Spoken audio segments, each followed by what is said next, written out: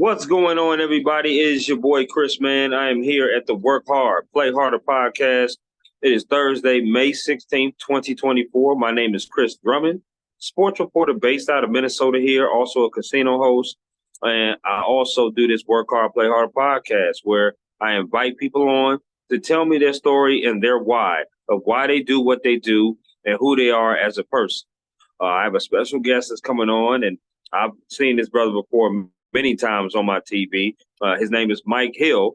He's associated now with Fox Sports and has been so for the past 10 years. He's also had an association with ESPN for about 9 years. He's been a sports anchor in different places such as Nashville, Dallas, Fresno, and also a sports director in Maryland. So we're going to talk to him about his why. He has plenty of experience, maybe get some favorite memories from him or favorite segments that he's done. And yeah, just kind of break bread with him and get to know him a little bit. So without any further ado, I bring to you Mike Hill.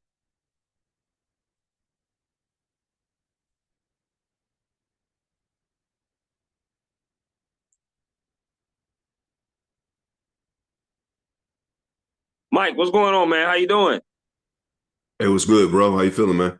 I'm doing good. I'm doing good. Just want to say, first off, thank you for hopping on my podcast. I really do appreciate you for coming on and dedicating some time. How's your week been going?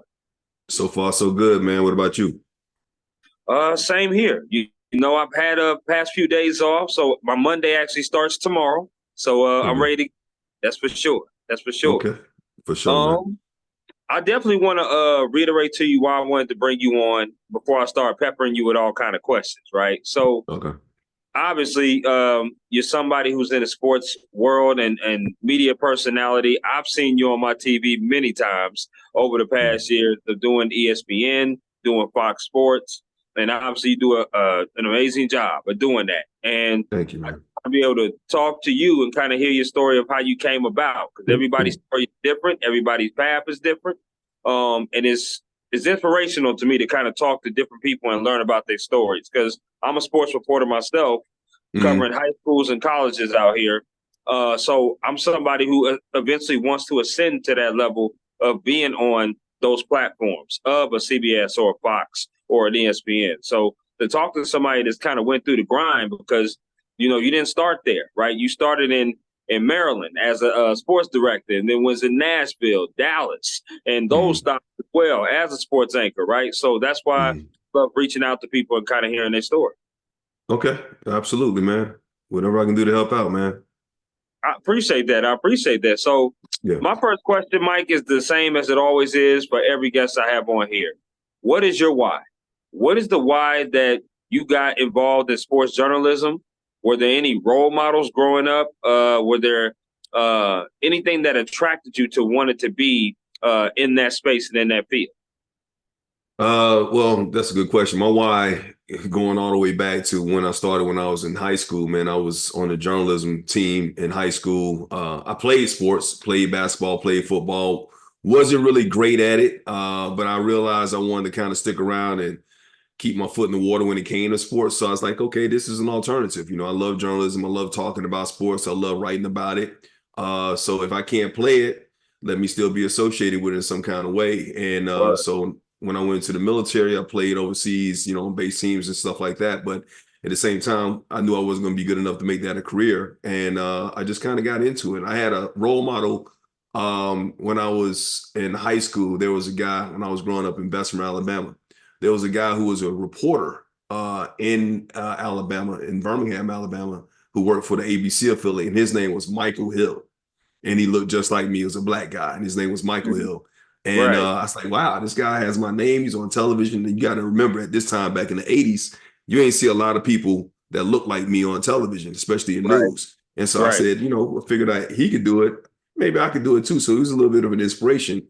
Long story short, man, the irony in that whole situation is I ended up marrying his niece. It's my first wife. She was my girlfriend. Ended up marrying his niece. And so we had a nice little run. We're still good friends to this day.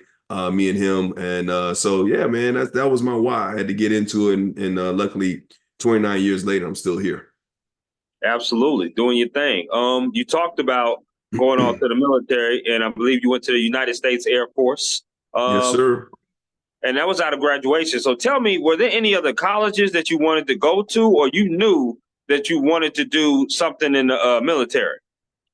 I knew that was my option. I knew where I grew up and the situations I grew up in. Had I gone to college, I probably didn't have the discipline at that time. You got to understand, it wasn't that I was a bad student. I mean, I just didn't apply myself. I didn't have the discipline necessary. And it's Sure, not my parents' sure. fault. They instilled discipline and education in me or whatever, but I just didn't have the drive myself to, go to school and go to a classroom. So you tell me I got to go to college and then I get to wake up by myself and nobody forces me to go to class. It Right, wasn't going to right.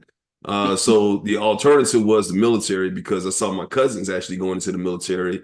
And, the reasons that I saw them going to the military that intrigued me is because they came back, they had brand new clothes on, they were fly, they had new cars and stuff. And I'm like, well, shit, this is what I want. You know what I mean? So it kind of I was know a that. way, yeah, it was a ways to a means, man. And so when I went in, I realized, man, okay, it's instilling something in me that I needed at the time, that discipline. So when I was in the military, decided to go back to school, got, education, University of Maryland, went to this broadcasting school when I was there or whatnot, and got an internship and got to it. But yeah, I mean, I wish I would have gone to college. I wish I would have gone to a 4-year college, but college isn't for everybody. It wasn't for me at that particular time. And once Right. again, had I gone to college, I probably wouldn't be where I am right now because I probably wouldn't have lasted in college. Absolutely, absolutely. And now with the way the media is now, some people are foregoing college, right, to be these kind of content creators and these influencers on YouTube, online. The media landscape has changed Yeah. from how it was back in the day. So I totally understand that. I got this bonus question for you, Mike, and that's, I know you said Alabama, you said Bessemer, Alabama, but you also said the Bronx. Yeah. How many years did you spend in Alabama? How many years you spent in the Bronx, like growing up?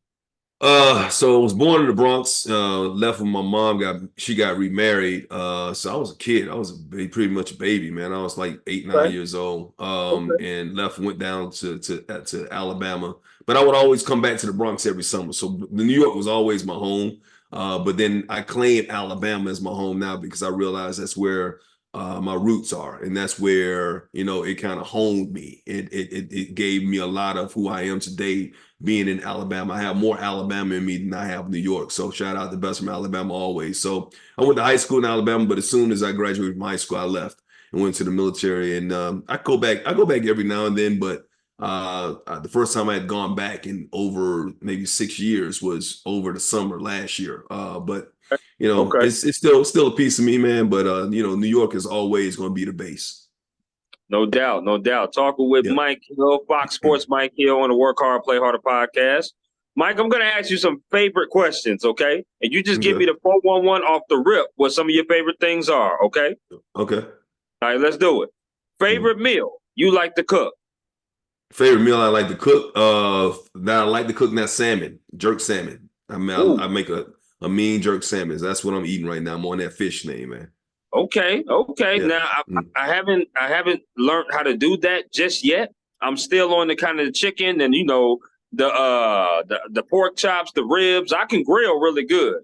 I'm not Right. as good as the cook, but I can grill good. I can That's grill what too. Now that's one thing about it. I don't eat a lot of red meat, but when I do, if I make a hamburger, anytime I have a cookout, people Mm. request that I make my hamburgers. I make the best hamburgers in the world. I make the best steak in the world too. I ain't gonna, it ain't bragging if it's true. I'm just telling you. I'm just letting you Okay. know right now. Okay. All right, Mike. All right, now I like that. Okay, here Yeah. we go.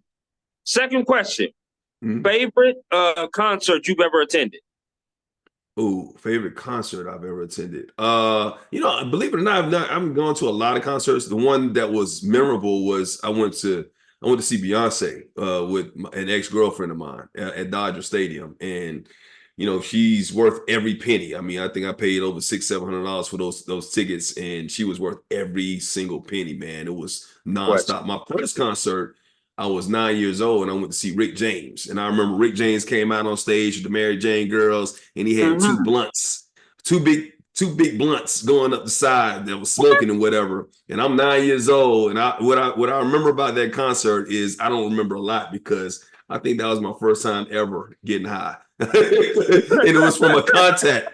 It was from a contact. It wasn't me. Wasn't nobody giving me anything, whatever, Right. but everybody in the crowd was smoking. And even though we was outdoors, it was enough for a 9-year-old. And I was messed up. Okay, I like that. I think one of my favorite concerts, no doubt, was Drake versus Lil Wayne. When I saw that Mhm. concert live, Beyonce, I had the pleasure of seeing her 3 times. Now, 2 of those times I saw her, I worked the concert. And Oh, I was just, nice. yeah, so I was in front of the stage and I worked the concert. That's where they had me positioned. And yeah, it was great. She's amazing. You're right. Totally worth the dime, paying her to go see her for sure. Wow, you had front row Favorite? seats to see Beyonce. You can always say that. Oh, no question. No question E- about that. Even if you Um, don't have a seat. and you know what? Her bodyguard is actually like 6'8", 380. He's a big Yeah, dude. He's yeah, a huge yeah, dude. And I yeah. stood right next to him. I felt really safe. I felt You really safe. you felt safe. Okay. Yes, I did. I Yeah, did. okay. I All right. felt great. Okay. Good. Yes, sir. Um, Favorite place you've ever traveled to? Mm. Oh, Ghana, in West Africa. Okay. That and the reason why it's the favorite place I ever traveled to. I mean, it's like when it comes to relaxation and whatnot. I've been to Tulum, Mexico, and places like that in the Caribbean and whatnot. But Ghana was my favorite place to travel to because it meant the most to me. It actually changed my life. It made me think of a different perspective about life and how I view a lot of things and how I view our people and whatnot and the things that I wanted to achieve in my life or whatever. I think it's culturally something that I believe anybody that's black, you need to go back over to West Africa and find your roots and understand where you came from. And it'll give you a little bit more perspective and give you a little bit more pride coming over here too as well. So yeah, that was definitely my favorite trip of all time. I like that. How many days did you stay over there? I was over there for 4 or 5 days. I would have Okay. stayed long. I had to come back and go to work. It was supposed to be a week-long trip. We went over there as a contingency. That was like 5 or 6 years ago. They was doing these things. I think they still do it, like a come back to Africa type of thing. Mm-hmm. And went over there with a contingency, a group of entertainers and public figures or whatever. And yeah, it was great, man. We went to the slave castles and kind of saw the voyage of the gate of no return, where the slaves were Wow. taken out and Okay. put on boats and shipped over here into the Caribbean and whatnot, man. So it was a surreal moment, and it's something I'll never forget. I love that. I love that. Okay. Now, you know I'm about sports, so I got to ask you a sport question, baby. Favorite sport you like to attend in person? Favorite sport you like to watch on TV? Could be the same sport.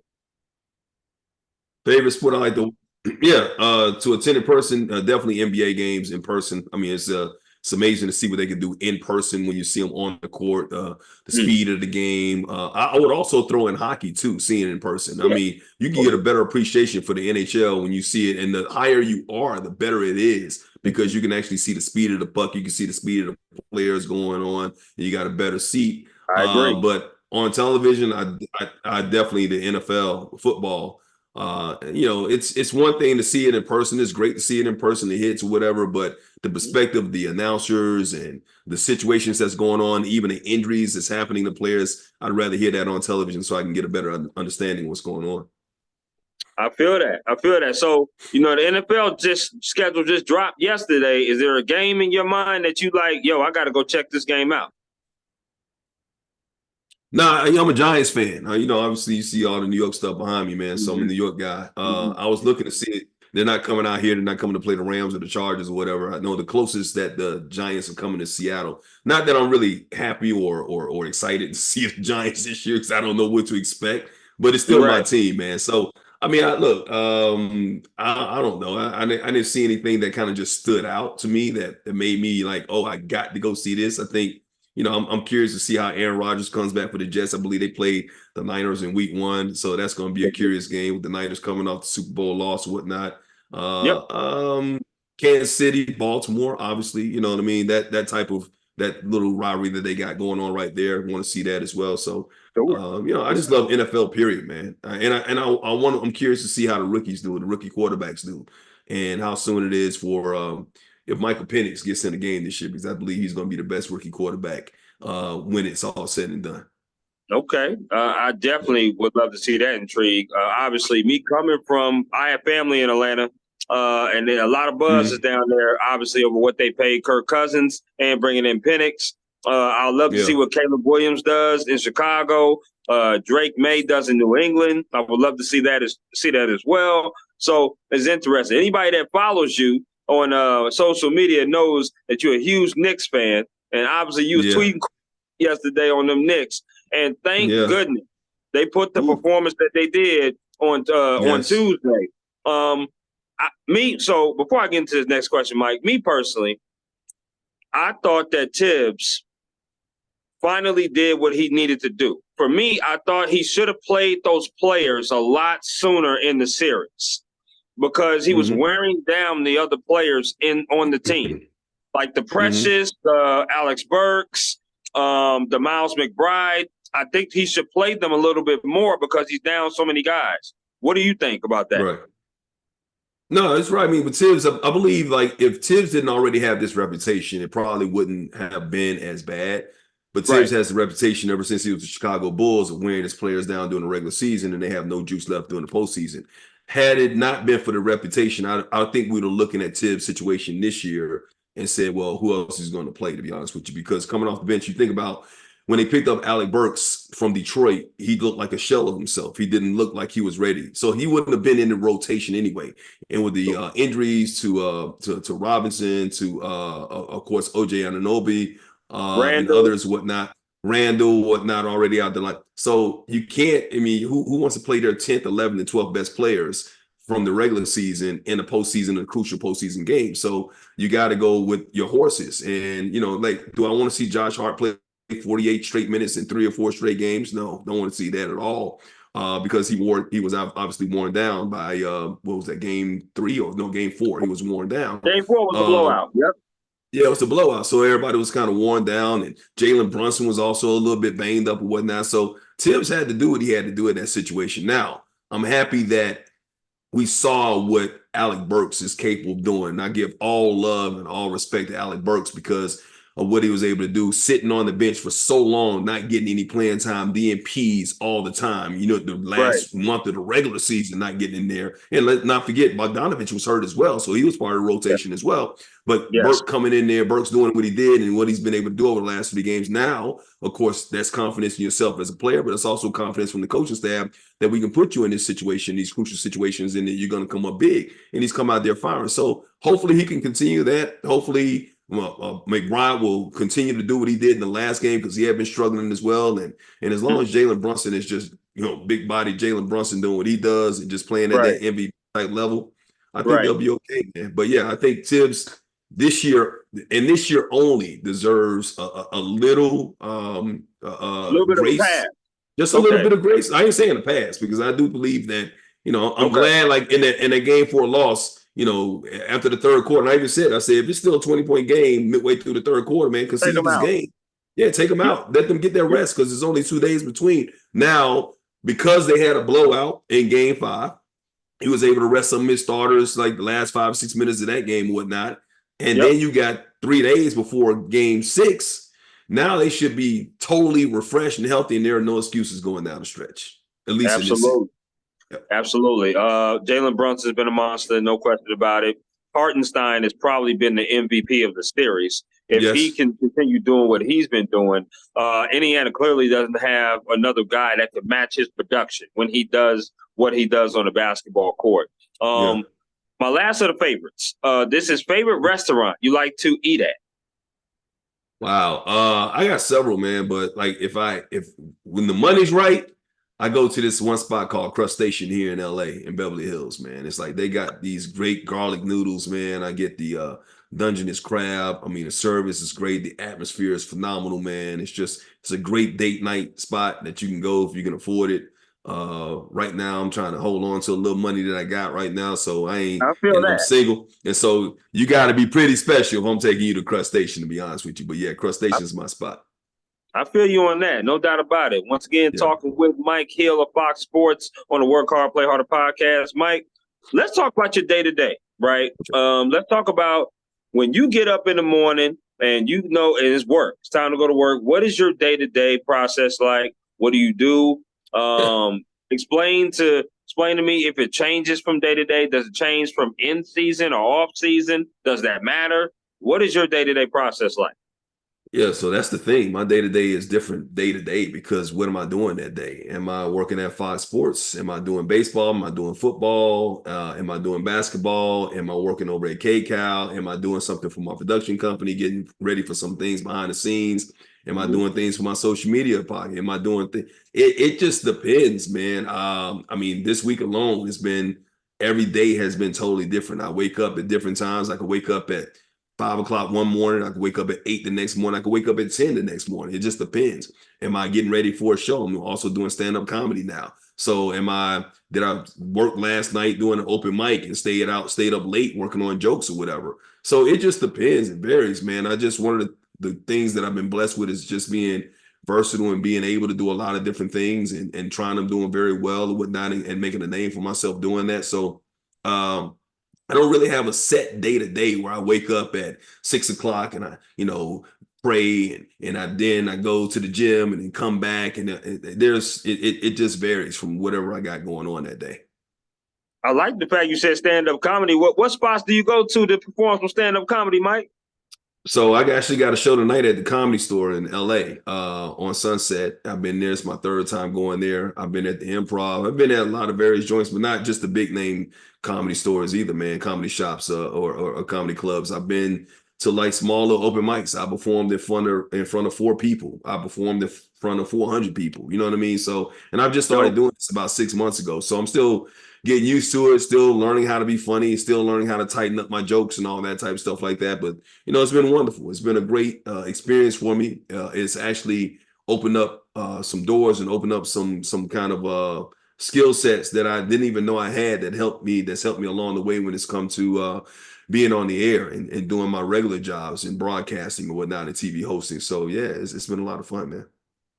Definitely. Now, I grew up in California. So I grew up in San Diego. That's where I grew up. My dad actually relocated us to from the Navy because he joined the Navy. And I grew up there. I have family out in Los Angeles. So if I'm ever out there, Mike, you got to let me know what's good. I'll definitely come out and support. No Yeah, doubt. come on through. I'll let you know. I'm always updating, man, letting people know what I'm doing. So yeah, I would Okay. love for you to come Okay. on out. I Mhm. love that. I love that.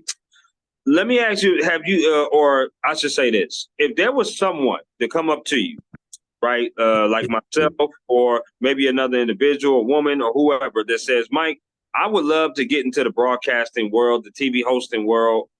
What is some advice that you would give them to kind of propel them on their way to that? It has changed over the years. First thing I'll ask you to do is like kind of like what exactly you want to do in the broadcasting world. You want to be on Okay. air, you want to be a TV host, you want to be an anchor, you want to be, these days you can be an influencer, you could be a TikTok star. There's a lot of different things that you can do. So first of all, what do you want to do? Secondly, I think with everything that you do, find your voice. Be yourself. Be unique. Don't try and be what you see other people are doing because people can spot a fake a mile away and they can spot a phony or whatnot, but your authentic self will eventually come through. And, the people that like it. The people that don't, you can't worry about it, but you hope that the right people at the right time will like it. All it takes is one person of influence to really say, hey, you know what? I like this guy. You know what I mean? He's unique or whatever. And then all of a sudden, because that person of influence said it, then all of a sudden everybody else's eyes sort of open up or whatever. So that Right. and also just networking, find like-minded people that are doing the things that you want to do. So if you want to be in sports or whatever, do what you're doing right now, man. Interview people that have been doing it for a long period of time and kind of picking their brains, whatever. And the game has kind of changed a lot since I started off. It used to be I used to get resume tapes, send them off in the mail or whatever, and wait for somebody to come back. Now you can Yep. create your own with your shows now. I mean, this is a resume tape that you're doing right now. Before, you actually had to have experience, go to probably try and get an internship at a TV station or whatever. Yeah. People really couldn't afford equipment back then or whatever because it was so bulky, and you had no way of actually getting it shown. These days, you got so many platforms of showing it yourself that if you're not a self-starter, man, then you're already behind the game in this business. Right. Right. I love that. I really do. Let's talk about mental health. Now, Yeah. in the media game, obviously me being a journalist, I've had many people on this on my podcast here. The words burnout, overpaid, underworked, or I should say overworked and underpaid. Those words come about, right? Mhm. Because media sometimes is not the regular 9 to 5, it's not business hours. Sometimes you work late, Like you said, you wake up at one time here, one time there, one time here. It's never a consistent schedule like that. And sometimes, whether you work with a station, a publication, or whether you just flat out working with anything, you have all various kind of times, breaking news and all kinds of stuff. How do you keep your mental health stable? How do you keep your work-life balance as stable as you possibly can to avoid some of those things?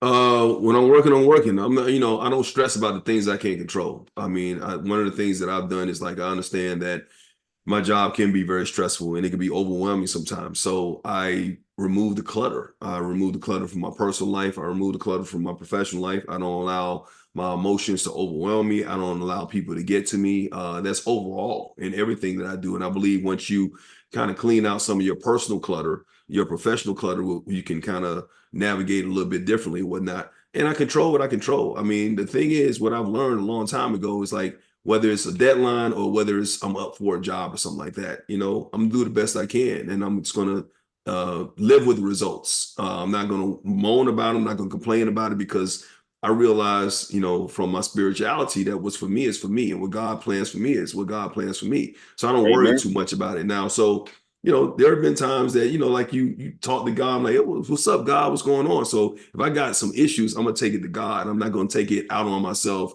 and worry about it too much. I'm not going to say that I'm not human and that you have moments, but I realize that I will never allow my moments to become days, and I won't let my days become weeks, and I won't stay in the misery or whatnot. So it's very important for me. I mean, learning about therapy and being able to release saved my life, because had I not done that, I wouldn't be here right now. I probably would have stroked out. I would have died. I was feeling like I was dying. My body Wow. and my mind, and my emotions was telling me that you're going to die unless you release some of this stuff. It really was. And that's one of the reasons I wrote my book. So it's very important, man. And that's the most important message, man. It's like, control what you can control, and everything else that's out of your control, try not to worry about it. Don't worry about what people have to say about you behind your back. That could be nerve-wracking sometimes. You got to understand what their motives are, what they're saying behind your back, or what they're doing, or whatever what they're saying. Like I said, the things that are supposed to be for you will be for you, and eventually you'll have what's coming to you. So don't worry about it. I love that. I really do. I love that advice.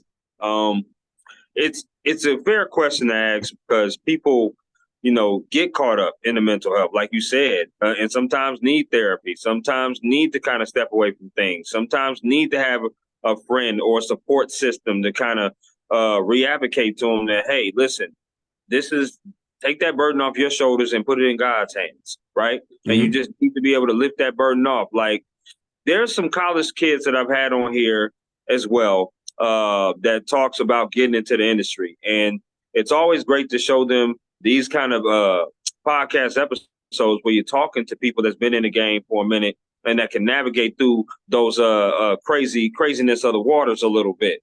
And I've Mm-hmm. always told them when I graduate, the first couple of things that I've said is, don't worry about the word no, right? Because you'll get a whole lot more no's than you will get yeses. Yep. And I know I've been about 5 years in combination of Georgia and Minnesota here. That's where I'm located now of doing this reporting thing. But I know this for a fact.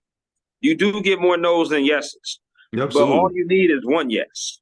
And Mm-hmm. once you get that yes, jump on it. Yeah. Opportunity presents. What are you going to do with that opportunity presents? And that's what Mm-hmm. I tell a lot of college kids that are graduating or that want to be in the industry. I Mm-hmm. also tell them the one that do broadcast.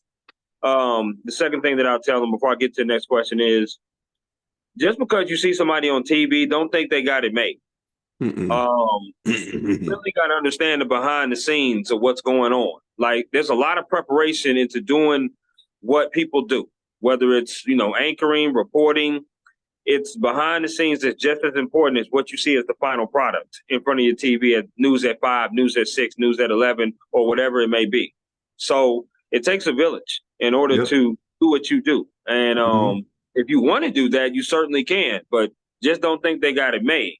Nope. Hard work has went into that. So that's something that I definitely advocate to kids as well. Yeah, perception is not always reality. And I'm glad that you're telling people that, we in this business, and that's part of the mental health is like if you let your nose affect you, you ain't gonna last very long in this business. You are going to lose your mind. When I first got into this business, it was crazy. So I'm gonna share something with you. So when I first got into this business, when I got out of the military, I had sent out 75 resume tapes. I got Okay. 72 no's. I got 72 no's. I got one that called me. Well, the other three was one was telling me, giving me a critique of my tape, basically telling me how bad it was. The other one was somebody was like, "Oh, she just wanted." It's like, "Oh, we saw your tape. It was funny or whatever. We just had to. You got to laugh. You're not gonna get the job. But we had to laugh." But I got one yes. And I was in Hagerstown, Maryland. And once again, it was at the right time because when I got that yes, I had sent out 75 tapes while I was still in the military. And I don't know if anybody knows anything about the military. You just can't get out the military.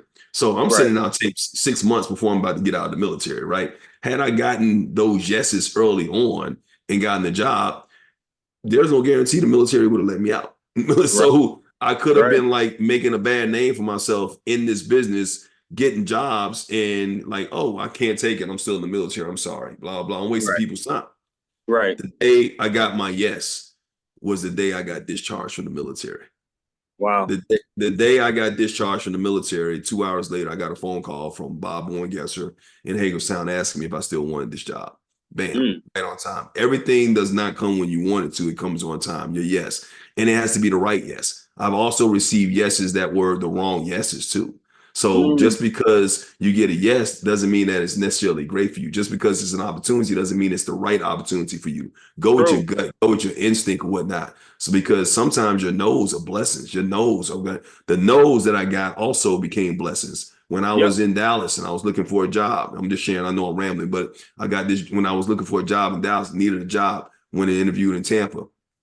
Didn't want the job in Tampa. I needed a job in Tampa. Didn't really want to go to Tampa, just like it wasn't paying a lot. Station wasn't that good or whatever, but I needed a job because I'd been out of work for a while. Guy told me I basically had the job. 2 weeks later, found out I didn't get it. I was mad, Wow. upset, crazy. I was like, wow, what's going on? I can't Right. believe this is happening to me or whatever. Um, but then 2 months after that, no, of not getting the job in Tampa, that's when ESPN called me. Had I gotten the job in Tampa, I would not have been in line to receive the yes from Yes, being ESPN called. to get the Yeah. jobs. I'm just telling you, man. It's like it's important. It's important to remember that your time will be your time, and the right yes will come. You can get 99 no's out of 100, but if you get that one right yes, it could change your trajectory and change your life. Absolutely. No question. No doubt. This is a bonus question right here because I want your perspective on internships. There was a huge ordeal, I would say maybe a couple of years ago, about doing internships for free or non-credit or stuff like that instead of doing paid internships. Now, me personally, this was my first. I'm gonna tell you a story here real quick. So this is my first thing into sports. I was a game day operations intern for the Knoxville Ice Bears. Okay. Mhm. So at the time I lived in Atlanta. I went to Atlanta Falcons career fair. I submitted 25 resumes. It was like 30 companies there. Knoxville Ice Bears called me back. They said, "Hey, can you finish the season with us?" I said, "No problem. Sure. I'll do the internship." But it wasn't for no credit or anything like that. But it was just something that I wanted to do because it was the first team that called me. Like my first thing in the sports, learning Mhm. about different positions. Mhm. Mike, I didn't have a car. I didn't have a car in Oh Atlanta. wow. I didn't have Uh, anything. I didn't have no uh, car. I lived at home at the time. I was working full time, but I was sharing a car with my mom and my uncle and everybody, right? So mm-mm. here's what I did. I got in touch with Knoxville. I told them I'll do it. Fridays and Saturdays is when their games were. I was working Sunday through Thursday, 8 to 5 at Intralot for the lottery, which I ended up working for 6 years.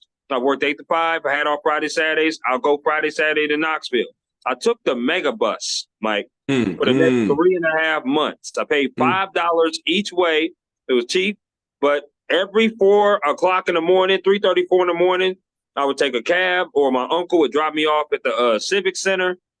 And then I would catch the mega bus. I would buy my own hotel, and I would go do the games. Wow. And I would take Yeah. the overnight to get back for Sunday morning, so I could be Sunday at work at 8 o'clock. And Wow. I told people that story because I was like, I was really dedicated in seeing what a sports team and working with a sports team is Mm-hmm. like. Because you Mm-hmm. heard that there's so many different positions. And I tell that story because when people do internships, it's not just about what you want to do. You also find out things that you don't want to do in Yep. internships as well. Yep. So that story led me to find out, okay, this is something that I love working with a team, but I may not want to be working doing this with a team for Mm-hmm. long. But Right. I ain't want to quit. I'm not going to quit, even though I was the only out of towner. Everybody else was from the University of Tennessee there in Knoxville. I'm coming from Atlanta, but I was dedicated. Right. I said that long story to ask you this. What is your perspective on internships? Do you think people should do unpaid internships or no credit internships?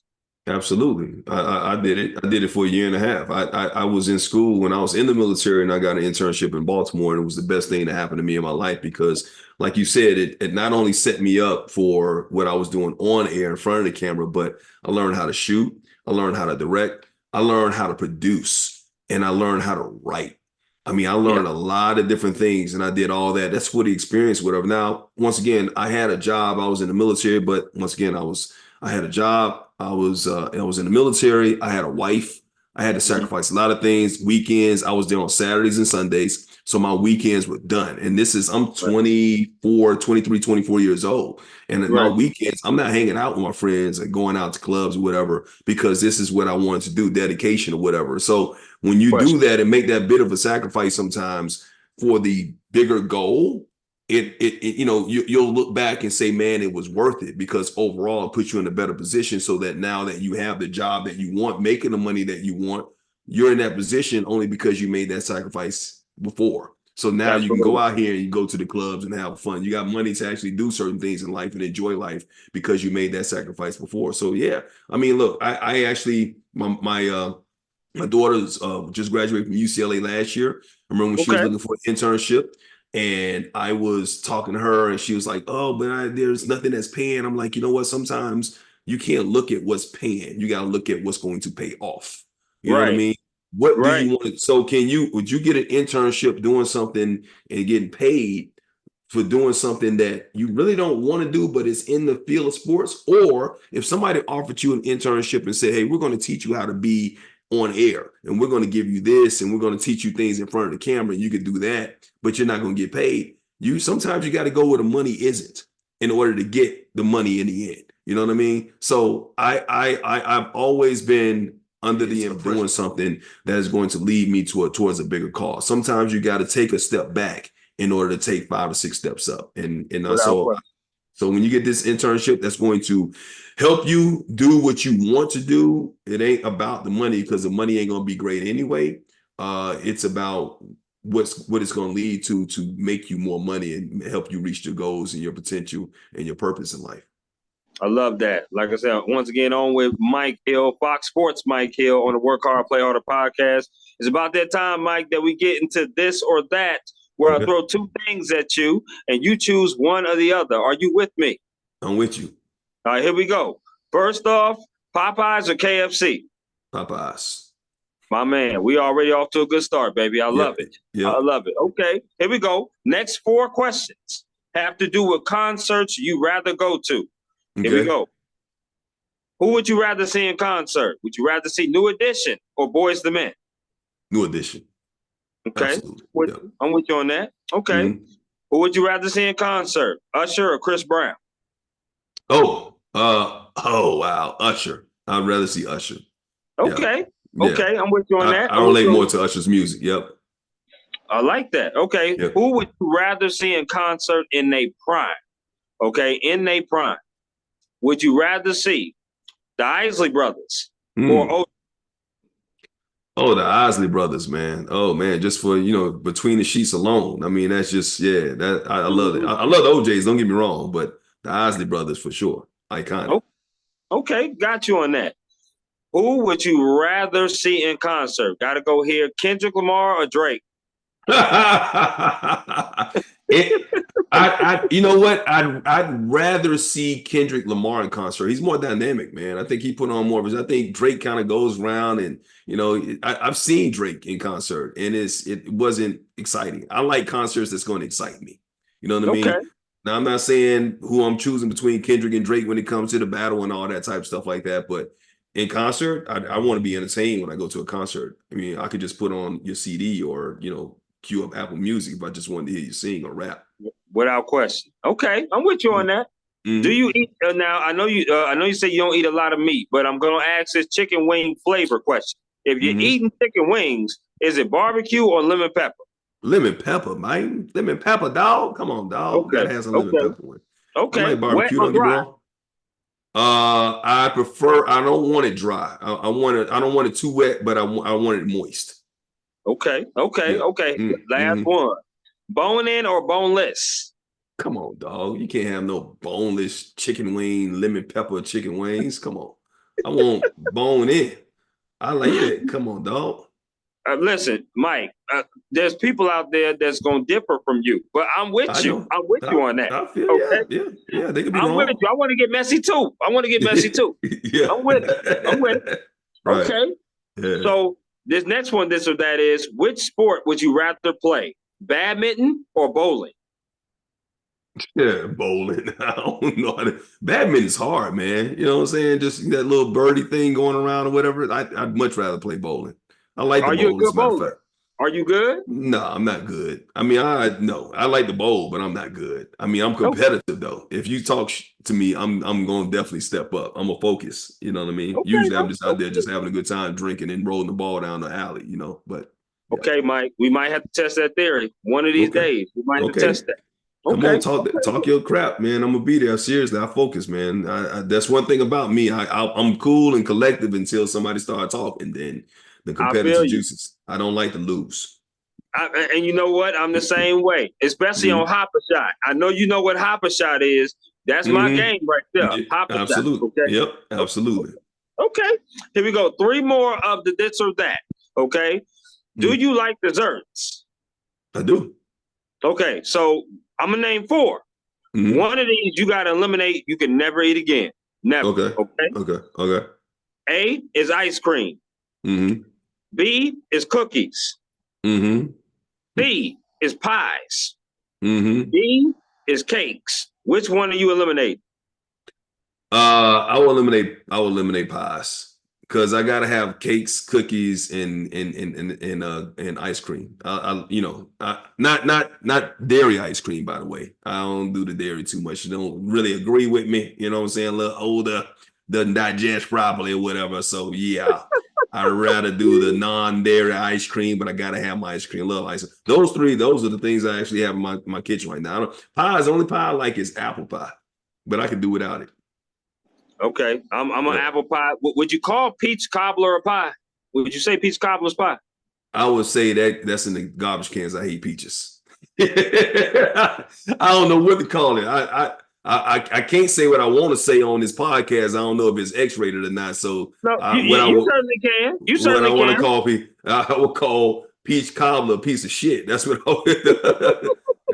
anything with peaches in it, man. I can't stand peaches. That was one time when I was in Fresno, California. It was one viewer that liked me, and she was like sending me stuff. Her name was Peaches, and she was like, "Oh, I think you're so fine." She was Peaches, blah blah. First of all, your name Peaches, but that's cool. It's your name, Kel, what your mama named you, your nickname, whatever.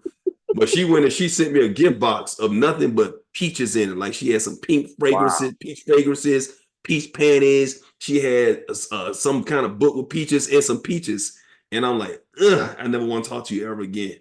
Because I just smelled the peaches, man. And I actually gave it, I gave it away to somebody. I told them they had to take it to their car right now because I just didn't want to know. I don't know what it is about peaches. And I know you're in Atlanta. What's crazy is I married a woman who holds a peach on the Real Housewives of Atlanta. You know what I'm saying? So it's like, oh, she's a Georgia peach. I'm like, yeah, about that. I mean, I'll even despite that, I'm still cool with her. But yeah. I understand. I get that. And yep, I did see you on a couple of them episodes. We ain't gonna get into all that, but I saw you on a couple of episodes. You did your thing. I appreciate you, bro. Thank you, bro. Yes, sir. Next one is chips. Same format. Do you eat potato chips? Yep, I do. Okay, here we go. A is Ruffles. Okay. B is Doritos. C is Cheetos. Okay. D is Lay's. Which one are we getting rid of? Cheetos. There's only one kind of Cheetos, just like the cheese, and then they get all your hands and all the orange stuff or whatever, man. So all the other ones kind of come in different flavors anyway. So yeah, I can get I don't need the cheese. Like I said, I already told you about the dairy. I don't need that, bro. And that's processed Okay, dairy too. I'm I 53, feel man. I gotta watch what I eat, man. I feel it. I feel Yeah, it. I know that's right. yeah. Okay, okay. You did pretty good. I Now, appreciate the last one for this it. or that is gonna be sports. Okay. Okay. Now, which team, or I should say, which baseball team would you rather watch on TV? Okay, would you rather watch the Mets or the Phillies? The Phillies. Phillies more exciting. Okay. Yeah. Okay. I didn't want to ask you the obvious one. You obviously wearing the Yankees hoodie right there, but I want to say Mets and Phillies are close. They're somewhat close. So and they're in the same Yeah, division. Mets. Yeah, but the Phillies are playing great baseball right now, so I'd rather watch the Phillies if I had Excellent to watch. baseball. Yep. Excellent. And I don't really, what's crazy is I do baseball for Fox. I don't watch a lot of baseball. I watch the Yankees. I saw the Yankees won again today. So I'm a Yankees fan. I'm a baseball watcher, but I'm a Yankee fan because when I was growing up, I grew up right across the street from the Yankee Stadium in the Bronx. Yes. And you know what? Let me tell you a quick story before I get to this next question. The first time I ever went to New York City was on a mega bus. There Oh was a wow, time yeah, yeah. Mhm. I ain't have much of a car, Mike, You so I love had to that kind mega of, bus. You a mega bus spokesperson. But if you when yes, you I make it was. big, bro, you better be a mega bus spokesperson. You better do some commercials for them. Hello, something for real. Yeah. I was on that mega bus for real. I got dropped off at 34th and 11th and 12th. I didn't even know what the hell that meant. 34th and 11th and 12th. Oh, I'm you like, was what at is that? that was Penn near not Penn Station, but that's not Union Station. Right, Yeah, the terminal there. right. Yeah, I know exactly where So you were. it was bumper to bumper. Number one is people bumping into you, walking into you at a fast pace. It's the first time I ever learned about street meat because I thought somebody was playing with me. I'm like, street meat, bro. What Mm-hmm. you about? I don't even know what you're talking about when it comes to the street meat. But Mm-hmm. street meat, I found out street meat is real damn good. I found out that was real good. Number Mm-hmm. one. You don't know Number what it two, is. Yep. go ahead. I said you don't know what it is, but you like the meat. You know what I'm saying? So Oh, yeah, it was pretty good. It was pretty it's good. probably And then probably pigeon toes. there could be raccoon. I don't care what it was. It was good. It was They real good. season it right. Yep. Yes, indeed. So Mm. I was like, okay, I got dropped off there. But the first time that I went to New York, I found out that rats was real at Penn Station. They Oh are yeah. real. I And was like, they're ooh, bigger than anything you ever seen in your life, man. I remember the first time I took my daughter when she was old enough to go to New York. My youngest daughter, she was old enough to go to New York. We took her down the subway, and she said, "Look, Daddy, a squirrel." And I'm like, "No, that's not a squirrel. That is a rat." That's how big the rat was. it was very big Yeah. at Penn Station, no question. Mm-hmm. Mm-hmm. If Mike wasn't doing broadcasting or journalism or comedy, what career would you have pursued and why? What is a different career you would have pursued and why? I mean, I'm still kind of doing it now. I do some acting on the side. Actually, I gotta hop off here real quick and do an audition. I got an audition coming up for an acting gig. But yeah, I mean, I'll probably be doing that. Something in the entertainment industry, man, something in public speaking space. Maybe before I did all the things I did when I was younger, that kind of gave me all these skeletons that I got that I do let out myself. I probably would have been in politics some kind of way. I like Okay. helping people. I like informing and enlightening people, man. I like entertaining people. I like bringing joy to people, man. So I probably would have chosen something in that space. I love it. I love it. What is some advice that someone has gave you that you hold on dearly to? Be patient. Be patient. It doesn't happen overnight. Nothing that you do that you work for that is great in your life. What has ever come overnight besides the lottery? Think about this. If you want to lose weight, it ain't gonna happen overnight. If you want to look better about yourself, you want to take care of your skin or whatever, it ain't gonna happen overnight. There is no magic formula that just like somebody can put on you and it just happens overnight. So then you got Right. to put the work in. So be patient and put the work in and plant those seeds. And a lot of times when you plant those seeds, obviously when you don't see anything growing, you get frustrated. But you got to understand the seed is there. If you're doing the soil right. You're taking care of the soil. You're watering it. You're making sure that it's in good soil. First of all, you got to understand that seed is still working even if you don't see it because it's planting those roots. And the longer it's down there and it plants those roots, the stronger those roots are. So that when it does sprout, you can have a viable product that's coming out, a tree or whatnot, and hopefully that tree will be the embarkment of a great career for you. Mike Hill, thank you for following. Appreciate all the support and all the positivity that you bring to the table. Still over at Fox Sports FS1, doing baseball. This really my off season. College football coming up, of course, college basketball as well. I got a project that I'm working with my entertainment company, Thrill of Entertainment, working on this documentary that's going to be big once it starts, man. I'm looking forward to that. Just public speaking engagements, whatever, stand-up comedy thing, looking for acting roles, man. And I'm just looking for what's next. I'm expecting to have some news about a great opportunity that's coming soon. I can't talk about it right now, but I know it's coming. So you guys be the first to know. Once again, follow me on Instagram and you'll be the first to know. Once again, Mike, I do appreciate your time. This has been a wonderful, wonderful conversation, man. Getting to know you, and please stay in touch. Whenever I'm in town, I'll definitely hit you up, man. And much success to you, your family, and have a wonderful Thursday evening. Thank you, my brother. Appreciate you, man. No Thank you, doubt. Chris. All right, brother.